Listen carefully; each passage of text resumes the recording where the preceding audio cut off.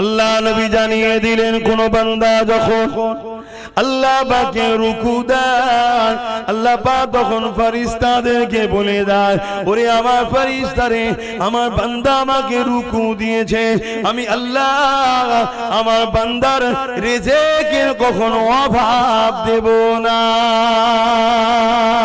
এ যুবকেরা, তরুণীরা, বাপেরা, কোন বান্দা যখন সিজদা করে আমার আল্লাহ বা ফেরেশতাদেরকে বলে, ওরে আমার ফেরেশতারে, আমি আল্লাহ আমাকে ওরা দেখে না, বিল গায়েব না দেখে ঈমান এনেছে, আমি আল্লাহ সাক্ষী তোদেরকে রেখে দিলাম, আমি আল্লাহ আমার সিজদাকারী বান্দা বান্দি দিগকে অবশ্যই আমার জান্নাতে নিয়ে এসে আমার দিদারটা দিয়ে দেব।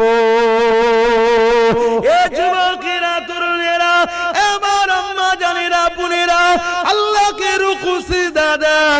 হযরত মুসা আলাইহিস সালাম আল্লাহ পাকের সঙ্গে তুর পাহাড়ে কথা বলতে গেলে, কথা বলার পর আল্লাহ পাককে বলতে লেগেছে, ও রব্বি আল্লাহ পাক, আপনি আমার সঙ্গে কথা বলছেন, এই জমিনের উপরে আর কি কারো সঙ্গে কথা বলবে? আল্লাহ পাক বলেছিল, মুসা, আমার একদল বান্দা বান্দি আছে যারা আমি আল্লাহ আমার সঙ্গে কথা বলবে। এ মুসা, শুধু কথা বলবে তা নয়, তুমি কথা বলতে গেলে বেশি সময় পাও না, তারা যতক্ষণ খুশি কথা বলতে পারবে। এ মুসা রে, তুমি কথা বলতে গেলে তুর পাহাড়ে তোমাকে আসতে হয়, তারা যখন আমার সঙ্গে কথা বলবে তাদেরকে তুর পাহাড়ে কোনো জায়গায় আসতে লাগবে না, যে কোনো পবিত্র জায়গাতে আমি আল্লাহ আমার সঙ্গে কথা বলতে পারবে। ও হযরত মুসা রে, তুমি আমার সঙ্গে কথা বলছো, তোমার আমার বিচখানে কতটা দূরত্ব? 70,000 নূরের পর্দা রয়েছে, একটা পর্দা থেকে আর একটা পর্দা 10,000 বা 70,000 বছরের রাস্তা। ও হযরত মুসা রে, আমার একদল স্পেশাল বান্দা বান্দি রাখা আছে, তারা যখন আমার সঙ্গে কথা বলবে তাদের আর আমার বিচখানে কোনো পর্দা থাকবে না, 70,000 নূরের পর্দা সরিয়ে দেওয়া হবে, একদম কাছে কাছে, সামনাসামনি, কাছে কাছে কথা বলতে লাগবে। হযরত মুসা আলাইহিস সালাম বললে, আল্লাহ পাক আমাকে সেই বান্দা দিয়ে দলভুক্ত করো। আল্লাহ বলল, হবে না, আমার স্পেশাল রাখা আছে। আল্লাহ পাক তবে কি জানতে পারি তারা কারা হবে? আমার আল্লাহ পাক জানিয়ে দিলে, ও হযরত মুসা, তারা হলো আমার বন্ধু নবী মুহাম্মদ রাসূলের উম্মত, উম্মতি হবে। তারা যখন নামাজ পড়বে আমি আল্লাহ আমার জন্য দাঁড়াবে, যেখানে খুশি দাঁড়াতে পারে। এই জমিনকে আমাদের জন্য মসজিদ বানিয়েছে, তবে জামাতের জন্য আমরা বাইতুল্লাহ, আল্লাহর ঘর বানিয়েছি, কেননা ওখানে নির্দিষ্ট জায়গাতে আমরা একত্রিত হয়ে পড়ব, 27 গুণ সওয়াবটা বেশি পাবো। কিন্তু মনে রাখবে, যে কোনো পবিত্র জায়গায় দাঁড়িয়ে যে খুশি যেখানে খুশি নামাজ পড়তে পারে, কারণ এই জমিনটা হলো আল্লাহ আমাদের জন্য মসজিদ বানিয়ে দিয়েছে। ওই নামাজে যখন তুমি আমি দাঁড়িয়ে যাব, আল্লাহু আকবার বলে নিয়ত করে, তখন 70,000 নূরের পর্দা সরিয়ে দিয়ে আল্লাহ পাক কুদরতি ভাবে একেবারে কাছে চলে আসে। আল্লাহ নবী তাই জানিয়ে দিলে, এ আমার উম্মত, উম্মতি রে, তোরা যখন মাথাটা নত করবি, তোদের কপালটা মাটিতে পড়লে মাটি থাকে, তোদের কপালটা মার্বেলে নামাজ পড়লে মার্বেল থাকে, কিন্তু আমি মুহাম্মদ রাসূল বলে দিয়ে যায়, তোদের কপালটা আমার আল্লাহ পাকের কুদরতি কদমে পড়ে যায়। আরো জোরে বলুন সুবহান।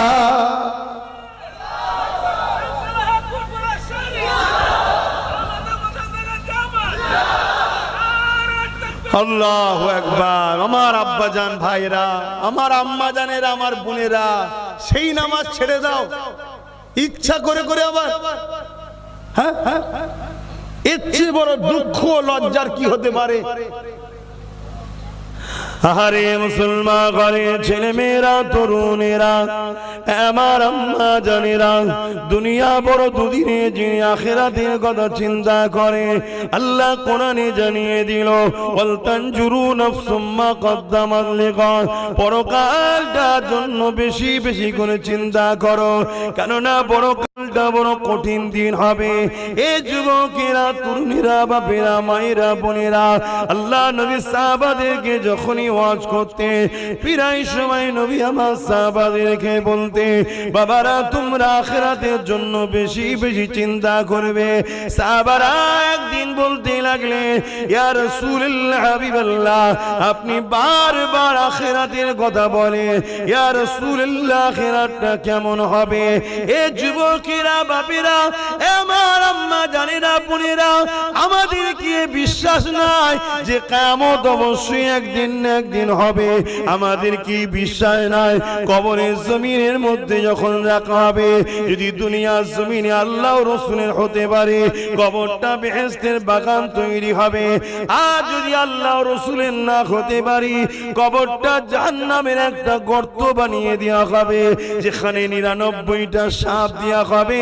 এ আমার যুবক, এ আমার বোন, আমার আব্বা আম্মা, তোমার আমার কি একবারও মনে পড়ে না ওই কবরের জমিনে তোমার আমার কি দশাটা হবে? আহারে দুনিয়া দুনিয়া দুনিয়া করে পাগল হয়ে গেলা।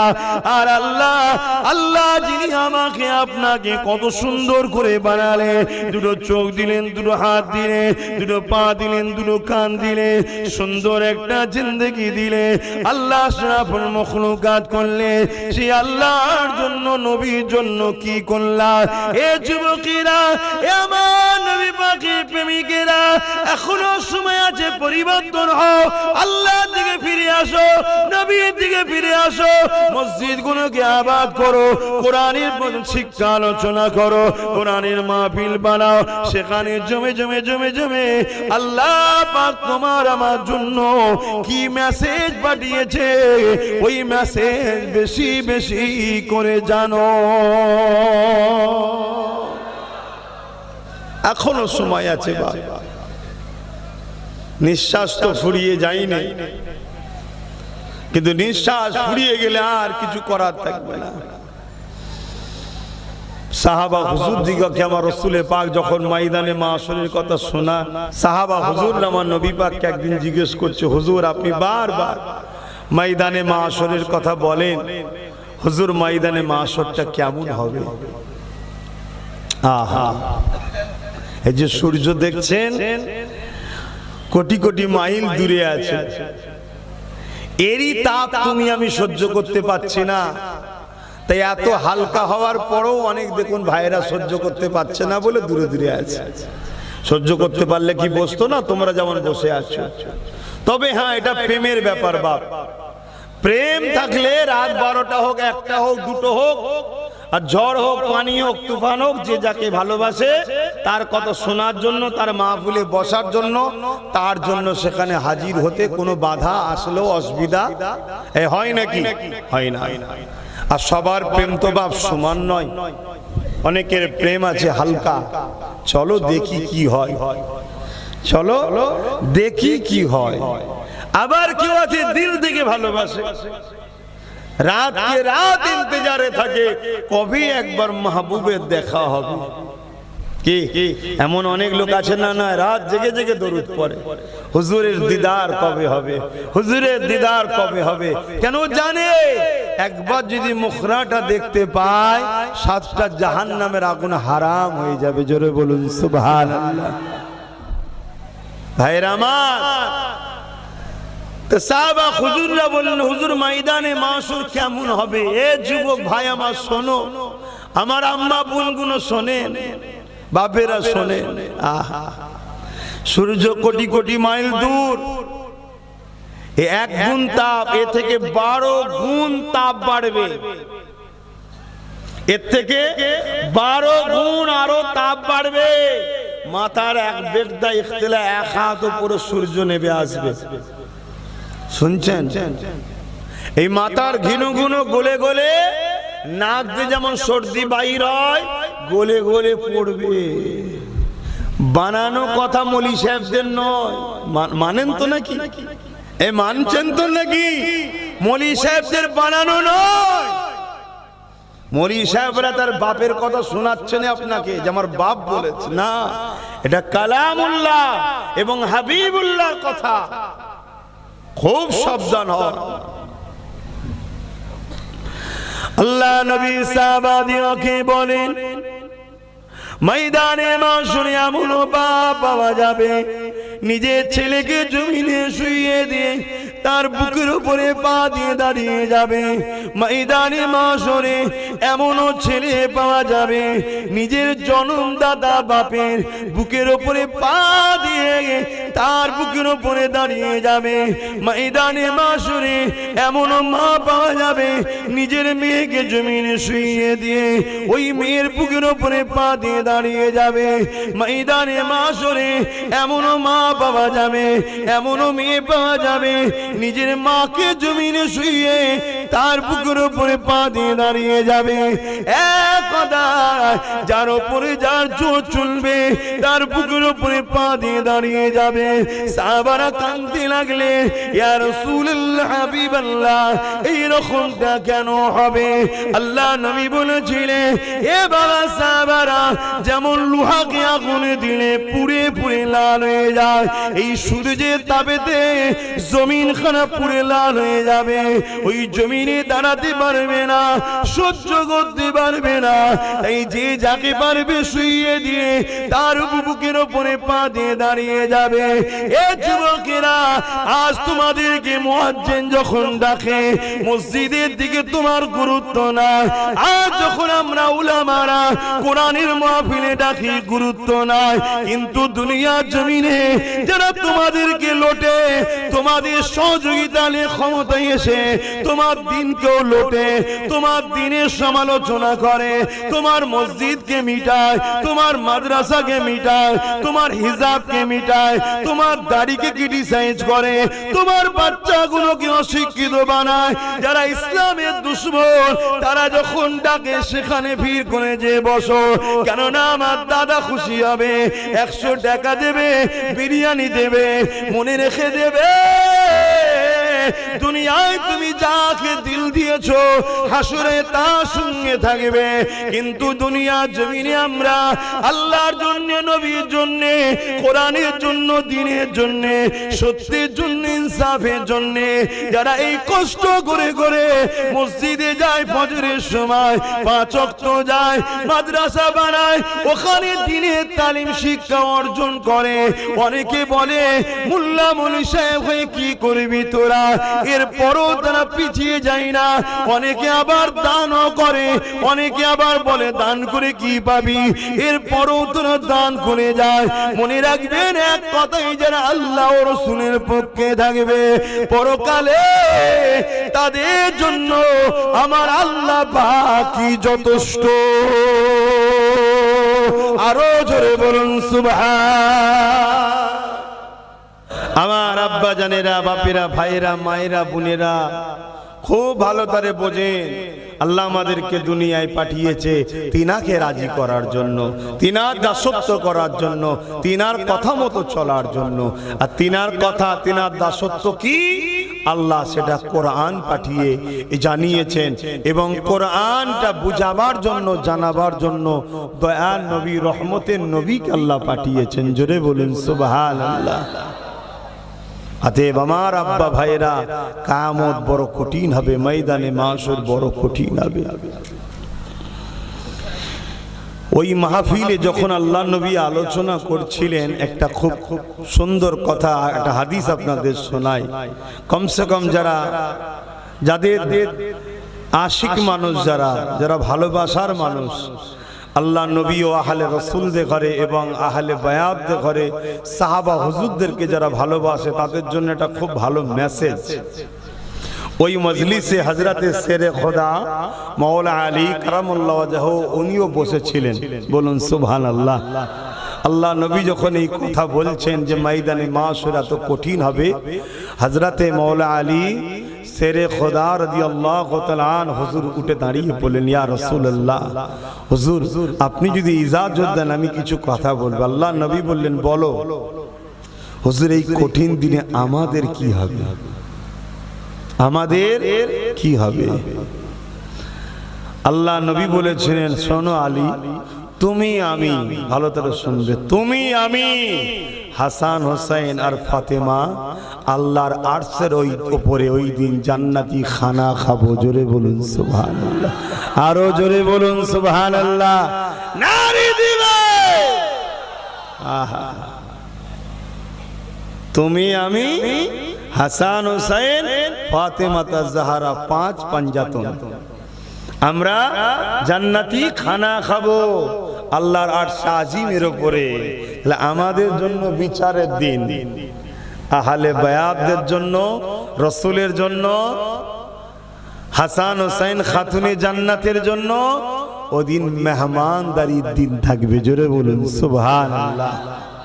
আমরা তো সেসব মানুষ তিনাদেরকে আস্তে আস্তে ভালোবাসাটাও ছেড়ে দিয়েছি। আছে আপনাদের অন্তরে মহব্বত, হাসান হোসেন হুজুরের মহব্বত আছে? হাত তুলে সাক্ষী দেন মহব্বত আছে? জোরে লম্বা করে হাত তুলে মহব্বত আছে? আহলে বায়াতদের ভালোবাসেন, খাতুনে জান্নাতকে পিয়ার করেন? আলহামদুলিল্লাহ। মনে রাখবেন, আপনারা কোন আকীদার মধ্যে আছেন জানি না, তবে বড় পাওয়ারের সাথে বলছি, যাদের দিলে পাক পাঞ্জাতনের মহব্বত নেই, হাসান হোসাইনের মহব্বত নেই, খাতুনে জান্নাতের মহব্বত নেই, ভালোবাসা নাই, ও দিলে ঈমান নাই, জান্নাত যেতে পারবে না তারা কোনোদিন। ভালোবাসবেন, এনাদেরকে পিয়ার করবেন, ইনাদের সাদকায় তো আল্লাহ আমাদেরকে নাজাত দেবে। বলুন সুবহানাল্লাহ। আহা, হযরত আলী সঙ্গে সঙ্গে আরেকটা কথা জিজ্ঞাসা করলেন, ইয়া রাসূলুল্লাহ হাবিবাল্লাহ, হুজুর আমাদের ভালোবাসার মানুষরা কোথায় থাকবেন? এই নওজোয়ান তরুণেরা, দুনিয়া জমিনে এমন অনেক মানুষ আছে আজও কারবালার কথা শুনলে চোখের পানি ফেলে কাঁদে, আজও কারবালা আলোচনা করলে চোখের পানি ফেলে কাঁদে, আজও ইমাম পাকদের আলোচনা করলে কাঁদে, আহলে বায়াতদের দিকে সম্মান করে, পিয়ার করে, তাদের জন্য জান পর্যন্ত কোরবান করে দেয়। এই যুবকেরা, তরুণীরা, বাপেরা, এই হযরত মাওলা আলী শেরে খোদা রাদিয়াল্লাহু তাআলা জিজ্ঞাসা করলে, ইয়া রাসূলুল্লাহ হাবিবাল্লাহ, ওই ময়দানে মাশরে আমাদের ভালোবাসার মানুষ যারা দুনিয়ায় আমাদের জন্য কেঁদেছিল, দুনিয়ায় আমাদের আলোচনা করেছিল, দুনিয়ায় আমাদেরকে পিয়ার করেছিল, দুনিয়ায় আমাদের উপরে দরুদ পড়েছিল, ওয়ালা আলে মুহাম্মদ পড়েছিল, দুনিয়া জমিনে আমাদের জন্য, দুনিয়ায় যারা আমাদের বিরোধী ছিল তাদের বিরুদ্ধে সংগ্রাম লড়াইও করেছিল, ইয়া রাসূলুল্লাহ হাবিবাল্লাহ, ময়দানে মাশরের দিনে তারা কোথায় থাকবে? আল্লাহ নবী বলেছিলেন, আলী শোনে শোনে শোনে, আমরা যেখানে থাকব আমাদের গোলামগুলো আমাদের সাথেই থাকবে। আরো জোরে বলুন সুবহান। শুধু হাত তুললেই গোলাম হওয়া যায় না, হাত তুললে হওয়া যায়? সেই প্রেমের পরীক্ষা দেখাতে হবে না, হবে না? হ্যাঁ কি গো, আমার কথা বুঝছেন তো? প্রেমের পরীক্ষা দেখাতে হবে না, হবে না? হ্যাঁ, সামান্য রোদের জন্য কোরআনের রাসূলের আলোচনার মাহফিল ছেড়ে দিয়ে দূরে দূরে থাকবে, আর তুমি বলবে আমি আহলে বায়াতদের ভালোবাসি, হাত তুললে হবে ভাই? কেন আমার ভাইরাও অনেকে দাঁড়িয়ে যারা আছে তারাও হাত তুলেছিল। কি গো, আমি ভুল বলছি নাকি? বলবেন তাই ভুল বলছি? হ্যাঁ, ভালোবাসা কাকে বলে? কাছে আসে না, দূরে পালানো। তাহলে আজকে এখানে সাহাবাদের আলোচনার জায়গা, হযরত শেরে খোদা আলী হুজুর আলোচনার জায়গা, আহলে বায়াতদের আলোচনার জায়গা, সেখানে আমরা জমে জমে বসবো। এটাই তো প্রেমের একটা লক্ষণ, এটাও তো একটা প্রেমের ইজহার। আরো অনেক কাজ আছে, তার মধ্যে এটাও তো একটা প্রেম। নামাজের বেলায় কোনো আপত্তি নাই, রোজার বেলায় কোনো আপত্তি নাই, হজের নিয়ে কোনো আপত্তি নাই, সমাজে সুদখোর বেড়ে যাচ্ছে আপত্তি নাই, সমাজে চোর চিটিংবাজ বেড়ে যাচ্ছে আপত্তি নাই, সমাজে বেনামে কেমন করে জেনা ব্যভিচারী বেড়ে যাচ্ছে কোনো আপত্তি নাই। ঘুরিয়ে ফিরিয়ে আমার রাসূলুল্লাহ নিয়ে আপত্তি করবে। এ যুবকেরা, মায়েরা তরুণীরা বাপেরা, যেমন আমার নবী পাককে আল্লাহ সম্মান দিয়েছে, ওই মাকাম সম্মান গুলো শুনতে চাই না, ওই মাকাম সম্মান গুলো বলতে চাই না। ওই মাকাম সম্মান থেকে আমাদেরকে সরাবার জন্য প্ল্যান করতে লেগেছে। তার মধ্যে একটা কথা যেমন বললাম, আল্লাহ নবী জানিয়ে দিলে যারা কিয়ামতের দিনে আমাদের ভালোবাসার মানুষ হবে, আমাদেরকে পিয়ার করবে, দুনিয়ায় আমাদের আলোচনার মাহফিল বানাবে, আমাদের কথা শুনে যাদের দিলটা খুশি হবে, এ হযরত আলী রে, তারা ময়দানে মাশরে আমাদের সঙ্গে জান্নাতি খানা খাবে। এই কথাগুলো তারা বলতে চায় না। যদি এই কথা আলোচনা হয়, সমাজকে তারা ভুল বোঝায়, এই কথাটা কখনো মানাতে চায় না। এ যুবকেরা তরুণেরা, এই আবার বলে দিয়ে যায়, আল্লাহ নবীকে চেনো, নবীকে পিয়ার করো, নবীকে ভালোবাসো, নবীর আজমতকে জানো, নবীকে আল্লাহ কি শানওয়ালা করেছে জানো। কারণ নবী যার মধ্যে না, আল্লাহ সে পাবে না। কারণ নবী পাককে আল্লাহ পাঠিয়েছে। হাবিব দুনিয়ার মানুষগুলো আমায় ভুলে গেছে, আপনি যান ওদেরকে আমার সঙ্গে জুড়ে দেন। তাই আমাদের কাজ হবে নবী পাকের কদমে পৌঁছানো। নবী পাককে আল্লাহ যে কাজে পাঠিয়েছে, নবী পাক তাদেরকে আল্লাহ সঙ্গে জুড়ে দেবে। আরো জোরে বলুন সুবহান। কি গো, আমার নবীর কথা শুনে আপনাদের দিলে খুশি হচ্ছে না ব্যথা হচ্ছে? একটু হাত তুলে বলবেন, খুশি হচ্ছে না ব্যথা হচ্ছে? আল্লাহকে সাক্ষী রেখে বলছি, হাত তুলে রাখুন।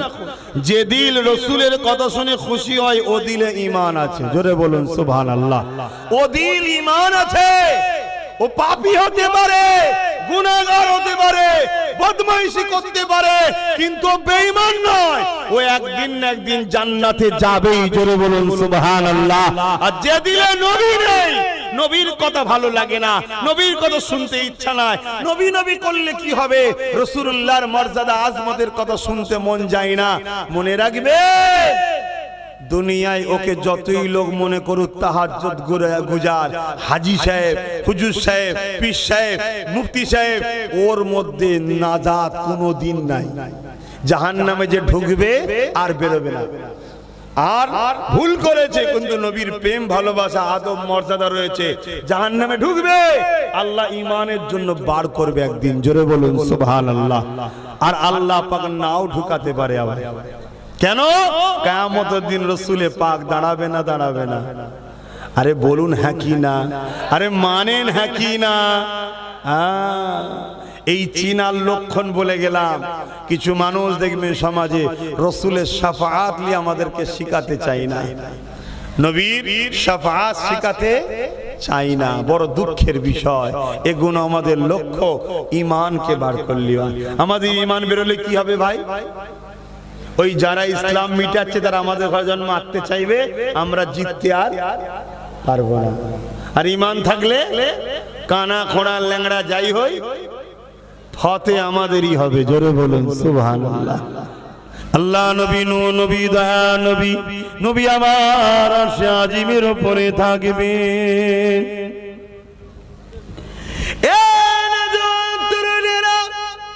এই পৃথিবী থাকবে না, এই পৃথিবীকে আল্লাহ পাক চূর্ণ বিচ্ছিন্ন করে দেবে। এই বিশাল বিশাল পাহাড় দেখছেন, এই পাহাড়গুলোকে আল্লাহ পাক উড়াবে, একটার সঙ্গে আর একটা চক্কর হবে, সব ভেঙে ধুলো মতো হয়ে যাবে। এই পৃথিবীকে আল্লাহ রাখবে না। কুল্লু মান আলাইহা ফান, সব কিছু আল্লাহ ফানা করে দেবে। এ যুবকেরা তরুণেরা কতদিন এইভাবে থাকবে কে জানে, আল্লাহ ছাড়া।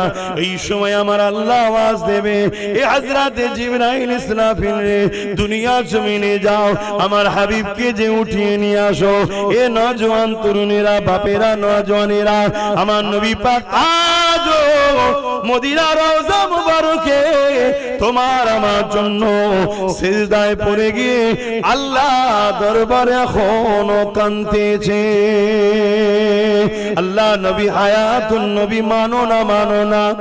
হাত তুলে তুলে বলো মানো না মানো না? নবী আমার রওজা মুবারকে এখনো তোমার আমার জন্য কাঁদতেছেন। সেই নবী পাককে উঠাবার জন্য আল্লাহ পাক বলবেন জিবরাইল ইসরাফিল রে যা দুনিয়া জমিনে যা আমার হাবিবকে যে তুলে নিয়ে আয়। এই জমিনটা সেই জমিন থাকবে না। এ যুবকেরা তরুণেরা এই ঘর বাড়ি গাছপালা কিছুই থাকবে না। তাই জিবরাইল আলাইহিস সালাম দুনিয়ার জমিনে এসে আমার নবী কোথায় খুঁজে পাবে না। তাই আল্লাহ পাকের কাছে আওয়াজ দিয়ে বলতে লাগবে ও রব্বি আল্লাহ আপনার হাবিব কোথায় আমি জিবরাইল খুঁজে পাচ্ছি না। আমার আল্লাহ পাক বলতে লাগবে হযরতে জিবরাইল দুনিয়ার জমিনে কান লাগিয়ে লাগিয়ে লাগিয়ে লাগিয়ে শোন। যে জায়গা থেকে দেখবি আমার হাবিবের কান্নার আওয়াজ আসছে ওই জায়গাতে আমার হাবিব তিনার গুনাহগার উম্মত উম্মতীদের জন্য কাঁদতেছে। আরো জোরে বলুন সুবহান। এত দরদি কে আছে সারা জীবনটা কেঁদেছে, শিশুবেলা থেকে নিয়ে শুরু করে দুনিয়া জমিন থেকে পর্দা নিয়ে আখিরাতের দিকে রওনা হয়েছে। সেই নবী পাক আজও কাঁদতেছে। শুনছেন, যারা আমাদের ঈমানকে লুটতে চায় তারা আমাদেরকে শিখায় নবী পাক মরে গেছে। বলুন নাউজুবিল্লাহ। কেননা নবী মারা গেছে এই কথাটা কেউ ধারণা করলে সে মুসলমান দাবি করতে পারে কিন্তু মুমিন থাকবে না, ঈমানদার থাকবে না, তার ঈমানটা বেরিয়ে চলে যাবে। কেননা আমার নবী জীবিত হায়াতুন নবী। এই জন্যই তো নবীর বিবিদের ঘরে আমাদের আম্মা জান দিগকে বিবাহ করাটা পৃথিবীর জমিনে সবার জন্য হারাম। স্বামী থাকাকালীন ওই বিবাহিত নারীর সঙ্গে বিবাহ করা যায়? কথা বলুন। আমার নবী তো হায়াতুন নবী, তাই নবী পাকের স্ত্রীদের সঙ্গে বিবাহ করাটা হারাম। হ্যাঁ, আমি সম্মানের দিকে বলছি। আমার আছে আমার নিজের মায়ের থেকেও নবী পাকের স্ত্রী আমাদের আম্মা জান, ওই আম্মাদের সম্মান নিজের মায়ের থেকেও আমাদের কাছে অনেক বেশি হলো নবীর স্ত্রীদের সম্মান। বলুন সুবহানাল্লাহ। নিজের মালি যদি কেউ খারাপ ধারণা করে কবিরা গুনাহ হবে। নবীর স্ত্রীদের খারাপ ধারণা করলে বেঈমান কাফের হবে। কথা কিছু মাথায় ঢুকছে? নবীকে ভালোবাসেন। বারবার বলছি যুবকরা, এই যে মুসিবত চারিদিকে মেঘলার মতো ঘিরছে, এ থেকে বাঁচার একটাই রাস্তা আছে বাপ। কেন আমরা সব হাতছাড়া করে ফেলেছি? একটাই রাস্তা আছে, আমেনার লালকে ধরুন, নবী পাককে পিয়ার করুন, রসুলের মোহাব্বত করুন, নবীর উপরে দরুদ বেশি বেশি করে পড়ুন। নবী পাক যে নামাজের জন্য কেঁদেছে, আল্লাহ নবী যখন সেজদায় পড়ে যেত মক্কার জালিমরা নবী পাকের পিঠে পচা দুম্বার ভুঁড়ি পর্যন্ত চাপিয়ে দিত। আমার নবী সেজদায় পড়ে পড়ে কাঁদতো। নবী পাক সাল্লাল্লাহু আলাইহি ওয়াসাল্লাম বলেছেন নামাজ হলো আমার চোখের ঠান্ডা, সেই নামাজটাকে ছেড়ে দিও না। যুবক, আল্লাহ তো 24 ঘন্টায় ডেইলি একটাই তো কাজ দিয়েছে, 5 ওয়াক্ত নামাজ। আর কি কাজ দিয়েছে বলুন? একটাই তো কাজ, 5 ওয়াক্ত নামাজ।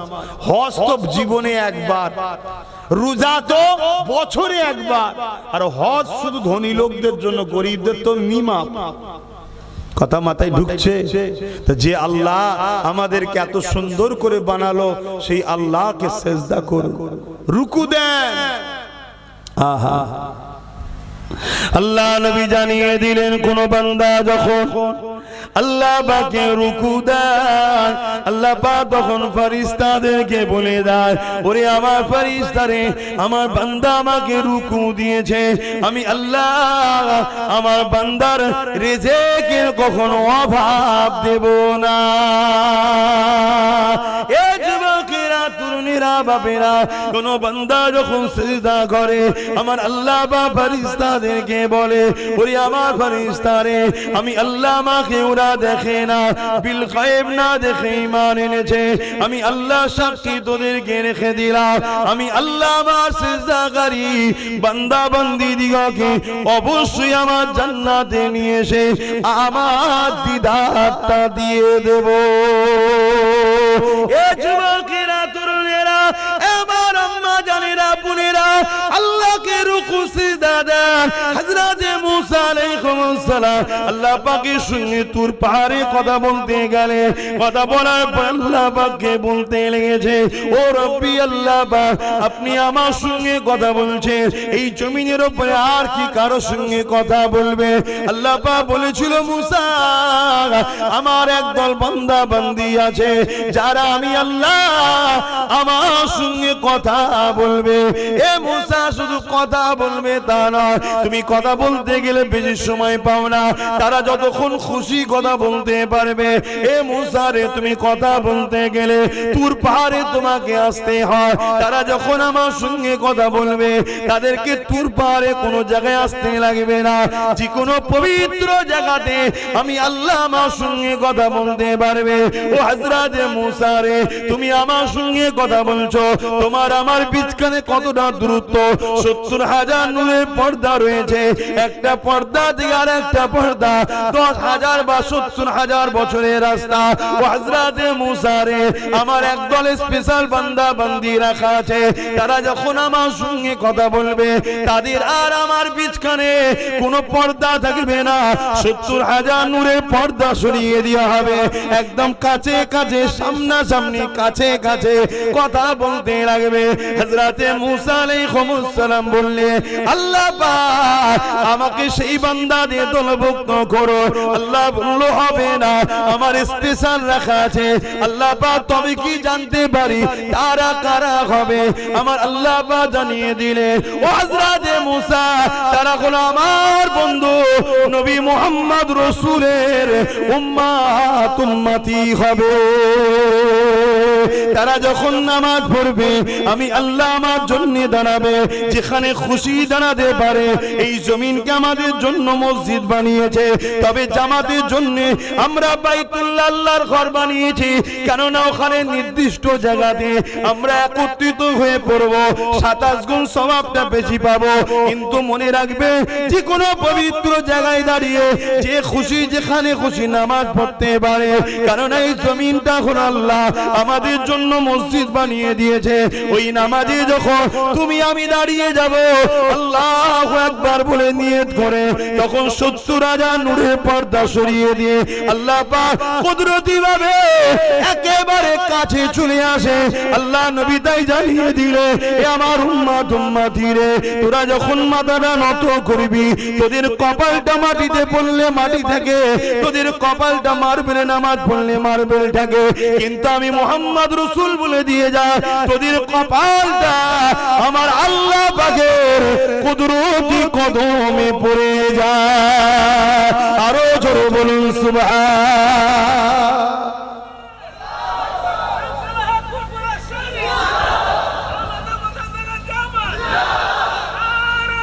আল্লাহু আকবার। আমার আব্বাজান ভাইরা, আমার আম্মা জানেরা, আমার বোনেরা, সেই নামাজ ছেড়ে দাও ইচ্ছা করে করে। আবার হ্যাঁ, এর চেয়ে বড় দুঃখ লজ্জার কি হতে পারে?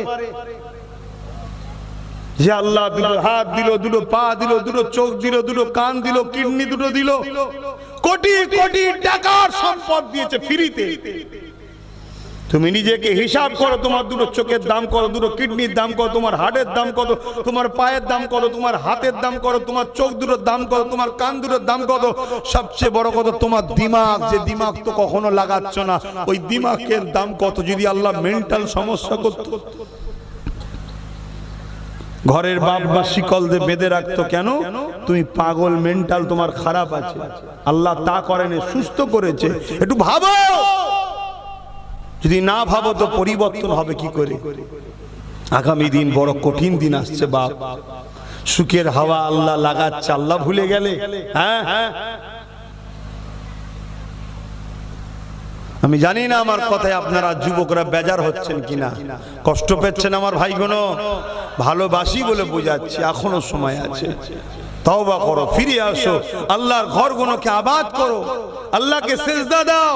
তবে মনে রাখবে, আসসালাতু মিরাজুল মুসলিমিন নয়, আসসালাতু মিরাজুল মুমিনিন।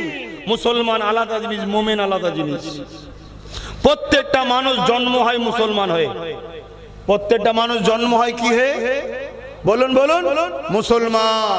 ওই মুসলমান ধরুন হচ্ছে পাসপোর্ট, মুসলমানটা কি পাসপোর্ট, ওতে ভিসা মাত্রই মুমিনের অর্থাৎ মুহাম্মদ রাসূলের প্রেম ও আদবের। জোরে বলুন সুবহানাল্লাহ। মুসলমান তো সবাই, কিন্তু নামাজ মেরাজ স্বরূপ মুসলমানদের জন্য নয়। মুমিন মুমিনা যখন নামাজ পড়ে তখন তারা আল্লাহর দিদার স্বরূপ হয়। জোরে বলুন সুবহানাল্লাহ।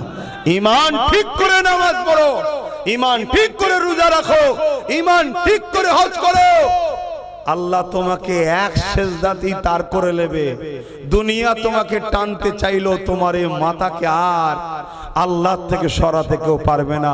তোমার দিল মনে হবে দৌড় আমার লক্ষ টাকা লস হয় হোক গে যাক, আমি এখন নামাজটা পড়ে এসেছি। জোরে বলুন সুবহানাল্লাহ। ঈমান ঠিক করে পড়ো। আহা, আল্লাহ কত ভালোবাসে, কত পিয়ার করে, কত মহব্বত করে আল্লাহ। আজকে দুপুর বেলা খাওয়া হয়েছে না হয়নি বলুন বলুন? আল্লাহ খাইয়েছে। কে খাইয়েছে? আল্লাহ। আপনারা অনেকে মনে করতে পারে আরে আমি মেহনত করেছি তাই তোমার শরীরটাকে সুস্থ কে রেখেছে। মেহনত করার ক্ষমতা কে দিয়েছে? অনেক লোক মেহনত করার পরেও ঘরে ফিরতে পারে না, রাস্তায় অ্যাক্সিডেন্ট করে মরেও যায়। তোমাকে সুস্থ নিয়ে এসছে কে? কোন দিক দিয়ে তুমি তোমার আল্লাহকে অস্বীকার করবে? অতএব সেই আল্লাহ তোমাকে তো কিচ্ছু কাজ দেয়নি বাপ, শুধু বলেছে 5 বার আমার কাছে আসবি, অর্থাৎ আমাকে সেজদা করবি, আর আমার পক্ষ থেকে মুয়াজ্জিন তোকে ডাকবি, আল্লাহু আকবার আল্লাহু আকবার 5 বার ডাকবে, তুই চলে আসবি। আল্লাহ মহান, আল্লাহ সব থেকে বড়, আল্লাহ মহান, আল্লাহ সব থেকে বড়, তোকে ডাকবে, আসবি, এসে আমাকে সেজদা দিবি, রুকু দিবি, তাসবিহ পড়বি। আর নামাজ যখন পড়বেন ওই নামাজের মধ্যেই আবার আল্লাহ আমাদেরকে নবী চিনিয়ে দিচ্ছে। জোরে বলুন সুবহানাল্লাহ।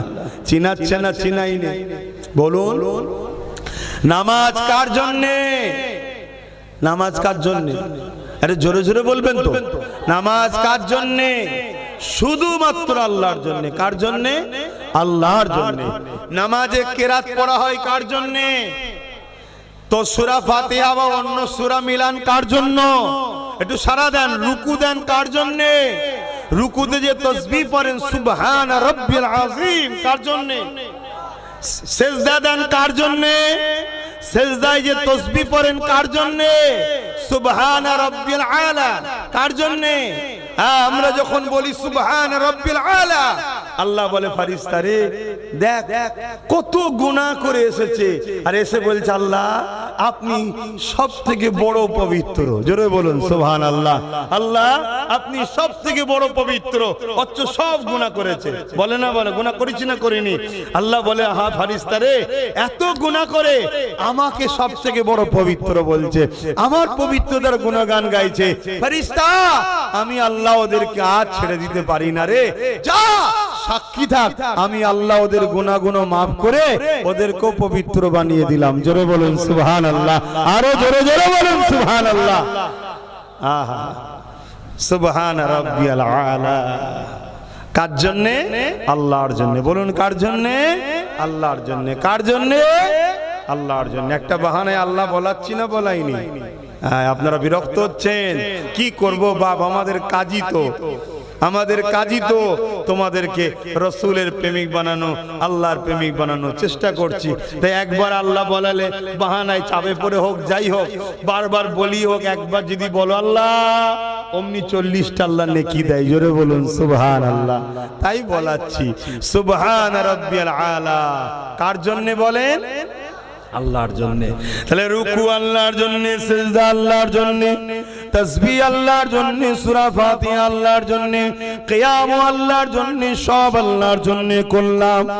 এবারে বৈঠকে বসে আছি, নামাজ থেকে ফারিগ হব। আল্লাহ বলছে বাড়ি বান্দারে, ওরে আমার বান্দিরে, তুই কি চাস তোর নামাজটা আমি আল্লাহ কবুল করে নি, তোর রুকু কবুল করি, তোর সিজদা কবুল করি, তোর কিয়ামটা কবুল করি, তোর তাসবিহটা কবুল করি? জি আল্লাহ কবুল করলেন, কবুল করলেন। আমার আল্লাহ বলে হায় আমার বান্দা বান্দিরে, তাহলে নামাজ থেকে ফারিগ হওয়ার আগে আমার বন্ধুকে সালাম সালামটা দিয়ে দে। আত্তাহিয়াতু লিল্লাহি ওয়াস সালাওয়াতু ওয়াত তাইয়্যিবাতু আসসালামু আলাইকা আইয়ুহান, বলুন বলুন, আমার নবীকে সালামটা দে। এ নজওয়ানিরা, আমাদেরকে অনেকে বলে নবীর কথা মনে পড়লে নাকি নামাজ হবে না। হায়রে বড় দুঃখ লাগে, কেন নবী চিনতে পারলেন না? নামাজ হয়েছে নবীর জন্য, কোরআন পেয়েছে নবীর জন্য, কোরআন চিনলেন, নবী চিনলেন না। অথচ কোরআন নবী পাকের মর্যাদার গুণগান গেয়েছে, নবীকে ধরার কথা বলেছে, নবীকে পিয়ার করার কথা বলেছে, নবীকে অনুসরণ করার কথা বলেছে, নবীর ইত্তেবা করার কথা বলেছে, নবী ছাড়া নাজাত নেই বলেছে। সেই কোরআন চিনলাম, কোরআনটা জিনার উপরে এসেছে, এই রাসূলুল্লাহকে চিনলাম না। মনে রাখবেন, আল্লাহ পাক কোরআন তিলাওয়াতকে ইবাদতের মধ্যে শামিল করেছে, আর নবী পাকের প্রেম আদবটাকে আল্লাহ পাক ঈমানের মারকাজ বানিয়েছে। এই মনে রাখবেন, নামাজ আল্লাহর জন্য, রুকু আল্লাহর জন্য, তাসবিহ আল্লাহর জন্য, সিজদা আল্লাহর জন্য, সুবহান রাব্বিল আলা আল্লাহর জন্য, সুবহান রাব্বিল আযীম আল্লাহর জন্য। আল্লাহ পাক বলে, বান্দা তোর নামাজ যদি কবুল করাতে চাস, আমার হাবিবকে সালামটা দিয়ে নে। এই সময় আমি আপনি জিজ্ঞাসা করতে লাগবো, ও রব্বি আল্লাহ পাক, নামাজ তো শুধু আপনার জন্য, আপনি গায়েরকে কেন এখানে ঢুকাচ্ছেন? নবীকে কেন এখানে ঢুকাচ্ছেন? নবীকে কেন এখানে আনছেন? আমার আল্লাহ জানিয়ে দিলে দুনিয়ার মানুষ শুনে রেখে দে, নবী আমার গায়ের নয়, নবী আমার পর নয়, নবী আমি আল্লাহ আমার আপন। আরো জোরে বলুন সুবহানাল্লাহ। যে আল্লাহ নামাজে নবীকে পর্যন্ত বাদ দেয়নি, কোরআনে নবীকে বাদ দেয়নি, আজানে নবীকে বাদ দেয়নি, তাওরাতে নবীকে বাদ দেয়নি, ইনজিলে নবীকে বাদ দেয়নি, জবুরে নবীকে বাদ দেয়নি। যেখানে আল্লাহ আল্লাহ আল্লাহ আল্লাহ, সেখানে নবী মুহাম্মদ রাসূলুল্লাহকে আল্লাহ রেখেছে।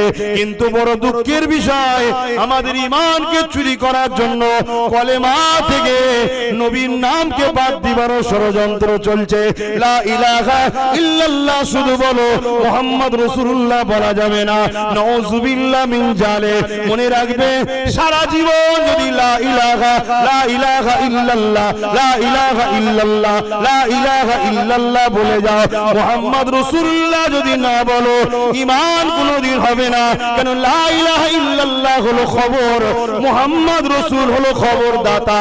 মুহাম্মদ রাসূলের উপরে বিশ্বাস হয়েছে বলেই তো না দেখে খবর আল্লাহকে মেনে নিয়েছি। আরো জোরে বলুন সুবহানাল্লাহ, আরো জোরে বলুন সুবহানাল্লাহ। নারে তাকবীর, আল্লাহ।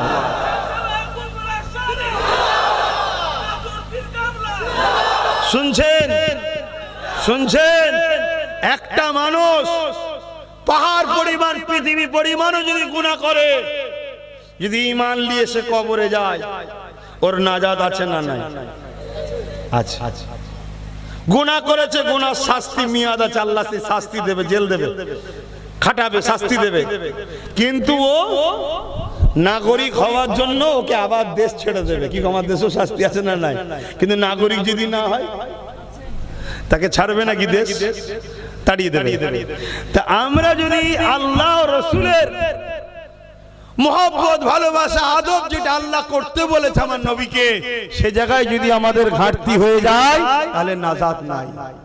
মনে রাখবেন, তার নমুনা প্রেম আমাদেরকে দিতে হবে।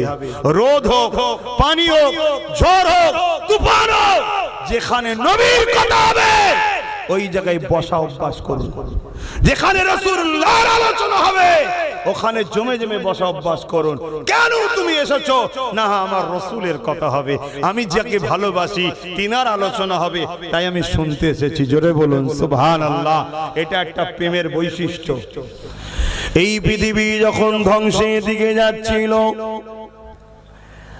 এই পৃথিবীর জমিনের উপরে মানুষগুলো যখন মানুষের সুরাতে খসলতে পশু থেকেও খারাপ হয়ে গিয়েছিল, নিজেদের মা গুনোর পর্যন্ত জোদাবরুকে লুটে নিত, নিজেদের বাপ গুনো বেটি গুনোকে জেন্ত জেন্ত পুঁতে দিত। বড়রা ছোটদেরকে কোনো সম্মান তো দূরের কথা, অন্যায় ভাবে তাদেরকে হত্যা পর্যন্ত করে দিত। ধনীরা গরিবদের কোমরে বেড়ি দিয়ে বাজারে দিনামে তুলে তাদেরকে বিক্রি করে দিত। এ যুবকেরা, বাপেরা, না জওয়ানেরা, আল্লাহ পাক আমার নবী পাককে দুনিয়া জমিনে পাঠালে এবং সাথে কালামুল্লাহ কোরআন শরীফকে পাঠালে। হাবিব দুনিয়া জমিনে গিয়ে এই ধ্বংস পৃথিবী ও আমার শ্রেষ্ঠ মখলুক মানুষগুলোকে আপনি বাঁচান, আপনি দুনিয়া জমিনে যান, আপনার দ্বারা এদেরকে আপনি দ্বীনের মেসেজটা দেন। এদেরকে কেন আমি আল্লাহ বানিয়েছি এই খবরটা এদের কাছে পৌঁছে দেন। এদের কাজ কি এদেরকে জানিয়ে দেন। এরা কোন রাস্তায় গেলে কামিয়াবি পাবে এদেরকে জানিয়ে দেন। এ যুবকেরা, তরুণীরা, বাপেরা, আল্লাহ নবী, নূর নবী, দয়ার নবী এই পৃথিবীর জমিনে আসলে 570 খ্রিস্টাব্দে 12 রবিউল আউয়াল সোমবার শুভে সাদেকের সময় আল্লাহ নবী দুনিয়া জমিনে এসে এই ধ্বংস পৃথিবীকে বাঁচাবার জন্য নবী আমার কাজ শুরু করলেন। এ নওজোয়ান তরুণেরা, এ নবী পাকের প্রেমিকেরা, আমাদের কাজ আপনাদের কাছে বাঁচার রাস্তাটা শুধু পৌঁছে দেওয়া।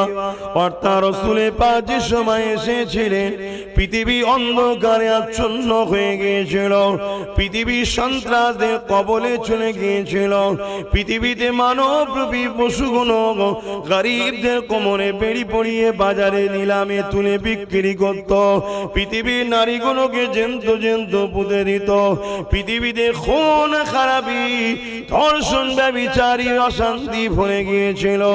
ইনসাফ বলে কিছুই ছিল না, ইনসানিয়াত বলে কিছু ছিল না, মানবতা বলে কিছু ছিল না। এক আল্লাহকে ভুলে গিয়ে 360টার অধিক নকল খোদার উপাসনা শুরু করে দিয়েছিল। এই পৃথিবী যখন অশান্তি দাবানলে চলছে, এই পৃথিবী যখন ধ্বংসের দিকে গেছে, আল্লাহ রহমতের নবীকে পাঠিয়ে দিলে নবী আমার এই ধ্বংস পৃথিবীকে এবং দুনিয়া জমিনকে শান্তি, সভ্যতা, ইনসাফের শিক্ষা দিয়ে আল্লাহ নবী দুনিয়া জমিন থেকে বিদায় নিবার আগে মাত্র 23 বছরের মধ্যে তাম পৃথিবীর জমিনে শান্তি সাম্য প্রতিষ্ঠিত করেছিলেন। আরো জোরে বলুন সুবহান।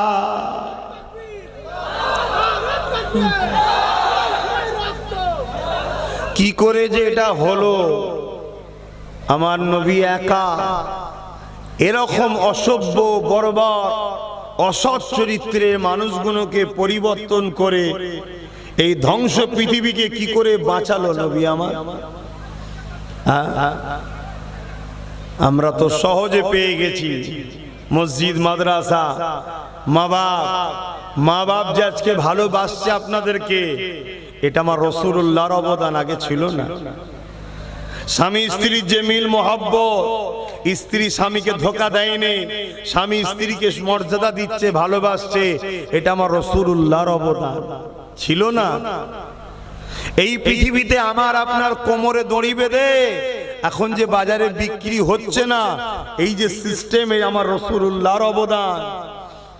যদি সেই জাহিলিয়াত কোনা থাকতো, তোমার আমার কোমরে দড়ি বেঁধে বাজারে নিলামে তোলা হতো আর বড় বড় কোম্পানিরা এসে কিনতো।